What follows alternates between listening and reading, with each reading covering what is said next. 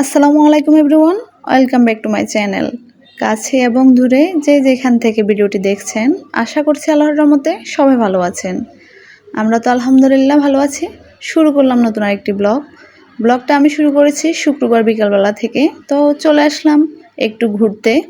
এই জায়গাটা হচ্ছে আমাদের ফেনীর ভিতরে, ফেনী স্বপ্ন সেতুর এদিকে আর কি। তো হচ্ছে এত সুন্দর একটা পরিবেশ ছিল, একদম মনটা ছুঁয়ে গেল। নীরব নিস্তব্ধ একটা জায়গা, আর হচ্ছে ওয়েদারটা একটু দেখেন, মানে মনটা একদম ভরে গেল। অনেক সুন্দর একটা সময় কাটালাম, খুবই ভালো লেগেছে। আজকে হচ্ছে আমার সাথে মুন্না ভাবিও আছে। আমরা হচ্ছে শুক্রবারে বিকাল টাইমে একটু ঘুরতে বের হলাম। শুক্রবার হলে তো মনটা একদম উড়ু উড়ু করে, কখন যে ঘর থেকে বের হব, কখন যে ঘুরতে যাব, শুধু ওইটাই মাথায় ঘুরে আর কি। আর এদিকে হচ্ছে দুইজন হচ্ছে বড়শি দিয়ে মাছ ধরতেছে, এটা অনেক ভালো লাগলো। আর বিশেষ করে হচ্ছে আজকে অনেক দিন পর হচ্ছে আমরা এই লজ্জাপতি গাছগুলো দেখেছি। ছোটবেলায় এই লজ্জাপতি গাছ নিয়ে কতই না মজা করেছি, অনেক স্মৃতি আছে এই গাছের সাথে। তো আজকে দেখে আবারও সেই দুষ্টামিটা মনে পড়ে গেল।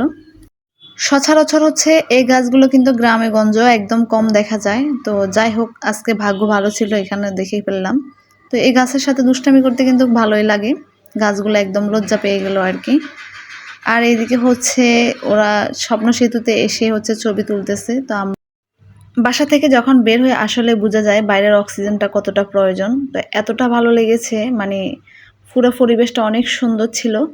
তো যাই হোক, এখানে আহামরি দেখার মতো কিছু নেই, তবে মনের শান্তিটা বেশি লেগেছে আর কি। তো এখানে হচ্ছে আমরা একটু হালকা পাতলা নাস্তাও করেছি। তো আর হচ্ছে এখানে দাঁড়িয়ে দাঁড়িয়ে চাও খেয়ে নিচ্ছি। এরকম একটা পরিবেশে চা খাওয়াটা আসলে কিন্তু অনেক মজার ছিল। তবে চাটা কিন্তু তেমন একটা মজা লাগেনি, তারপরেও ভালো লেগেছে আর কি। এই সবুজ প্রাকৃতি বারবার হচ্ছে আমাকে টানে, কারণ হচ্ছে আমি একটা গ্রামের মেয়ে ছিলাম। আসলে এখন হচ্ছে শহরে এসে একদম চার দেওয়ালে বন্দি হয়ে গেলাম আর কি। গ্রাম আমার সব সময় ভালো লাগে, আমার গ্রামে ঘুরতে অনেক মজা লাগে আর কি।